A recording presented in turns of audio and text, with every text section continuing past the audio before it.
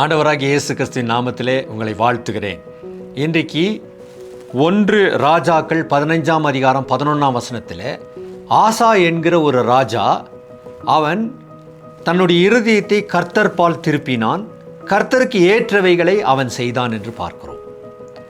அநேக ராஜாக்கள் இஸ்ரவேல் தேசத்தில் இருந்தார்கள், யூதா தேசத்திலும் இருந்தார்கள். அதில் அநேக ராஜாக்கள் கர்த்தருக்கு பிரியமானதை செய்யலை. ஆனால் இந்த ராஜா தன்னுடைய இருதயத்தை, தன்னுடைய வாழ்க்கையை, தன்னுடைய கிரியைகளை தேவன் பிரியப்படும்படிக்கு திருப்புறான்.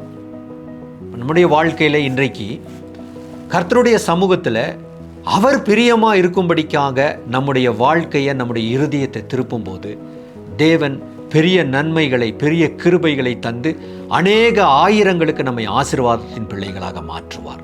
ஜெபிக்கலாம். அன்புள்ள நல்ல பிதாவே, ஆசா என்கிற ஒரு அரசனை போல ஆண்டவரே, எங்களுடைய இருதயத்தை கர்த்தர் பேரில் திருப்ப எல்லா சூழ்நிலைகளிலும் ஆண்டவரே நாங்கள் உமக்கு கீழ்ப்படிய கற்றுக்கொள்ள எங்களுக்கு உதவி செய்யும். இயேசுவின் நாமத்தில் ஜெபிக்கிறோம் பிதாவே, ஆமேன்.